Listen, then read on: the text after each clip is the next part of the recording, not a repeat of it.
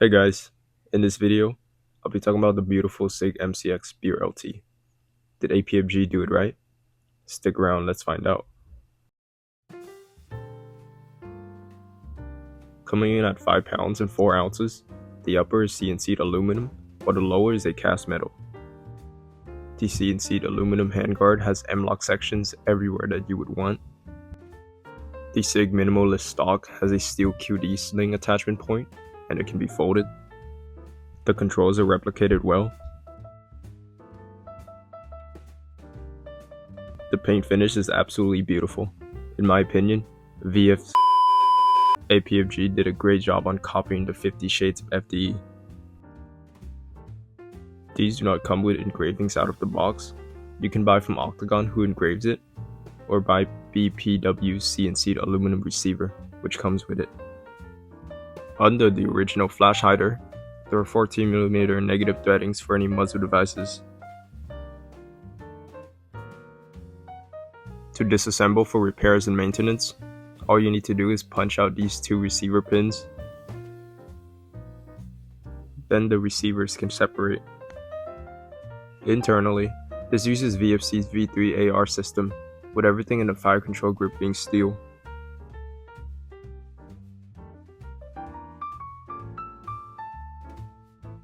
There is no end pass. The CL Project adjustable valve can be added. This uses VFC's guide hop system, so you can adjust the hop at the front gas block with a hex key. Some of the common issues with this platform are a weak hop chamber, overhopping, stiff recoil spring, and the destruction of magazine routers. The older MCX platforms suffered with fragile hop chambers, which often snapped right out of the box. It's worth mentioning that the BRLT comes with an aluminum barrel instead of the heavier steel barrel, which could have contributed to the problem. If yours do break, the JWI CNC'd aluminum chamber is recommended. Some of these are prone to overhopping out of the box. You can buy GSI's hop arm or sand down the original arm. The stiff recoil spring does have a huge impact on this replica's performance. There are weaker springs that you can use to get better cold weather performance. I have linked the springs in the description. Once you get them, you would need to cut them down to 9 inches. To change out the recoil springs, first heat the screws up, then you can unscrew them. Make sure you use the right hex key size to not strip them. Then everything can slide out and you can install the weaker springs.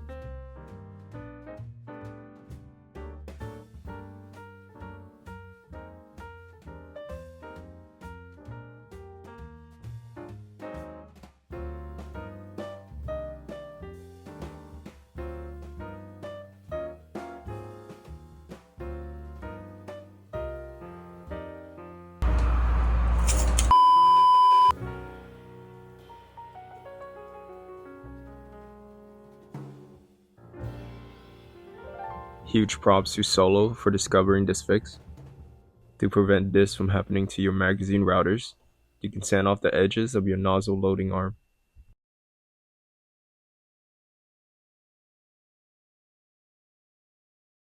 One honorable mention is that the older Rattler had some cases of the low receiver cracking, but since this comes with a rubber buffer out of the box, I wouldn't be too worried.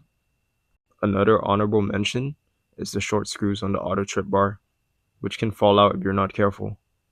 You can always replace these screws with longer ones. Superloop PTFE can be used for smoother operation. Spare parts can be found on WGC. I suggest joining Heavy Recoil Club, which is a Discord server that consists of gas blowback enthusiasts who can help you with any technical troubles you might run into with any replica. The magazine weighs 360 grams, holds 30 rounds, and has a dry fire switch.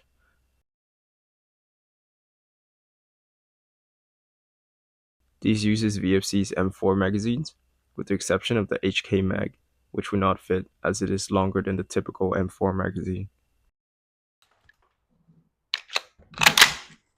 The Ambi magazine release works well.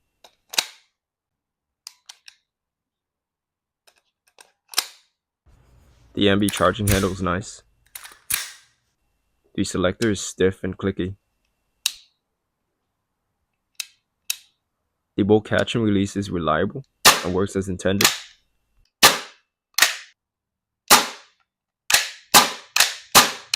The trigger is super nice.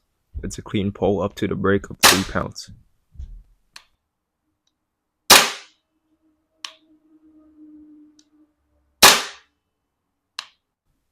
The forward exist is mock.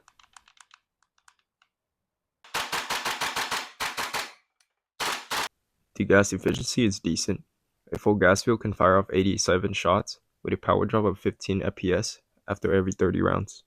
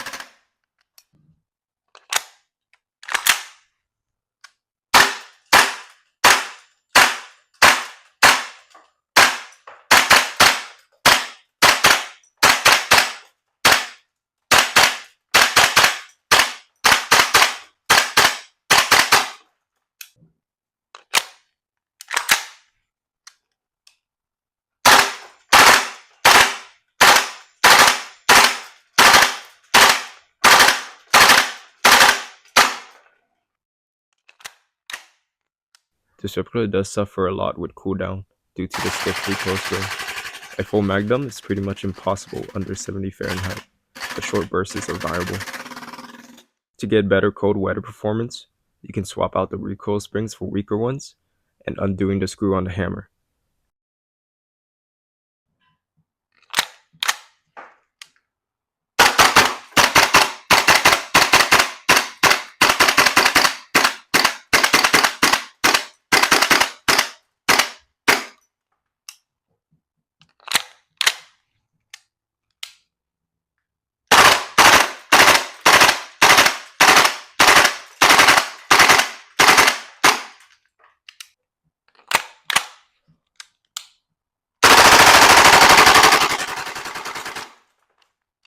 I also just got the VFC CO2 magazine, which works well.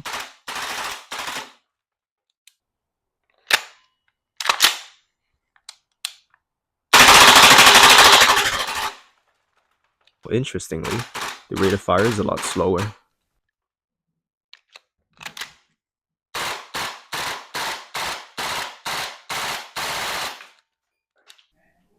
The recoil is good.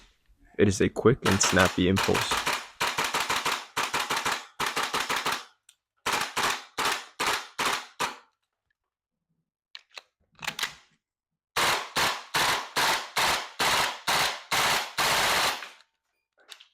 Here are a few comparisons for reference.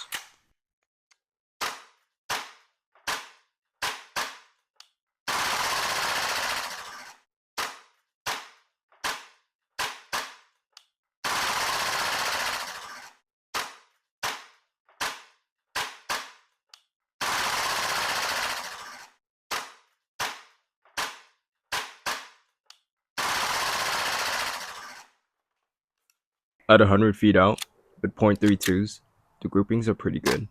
It's worth mentioning that the Spear LT will overhop any BB under .32.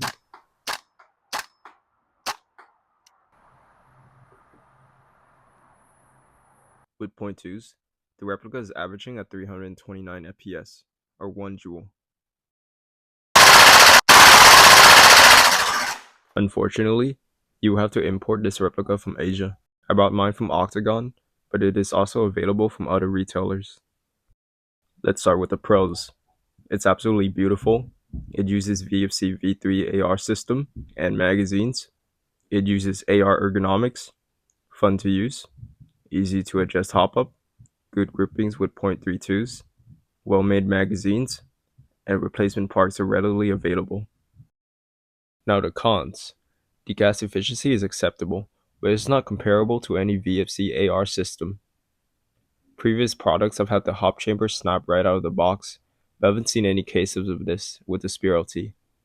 Overhopping, feed arm ripping into magazine routers, the use of short screws on the auto trip bar, which prevents it from fully threading into the receiver, no end pass, and it must be imported for the US. In conclusion, the APFG SIG MCX Spear LT is decently made, although it is not up to par with other products of its price range due to many minor issues that should have been ironed out.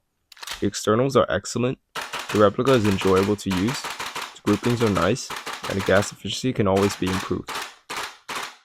Despite the many minor issues, I really like it, almost more than my 416. But let me know what you think. As always, thanks for watching.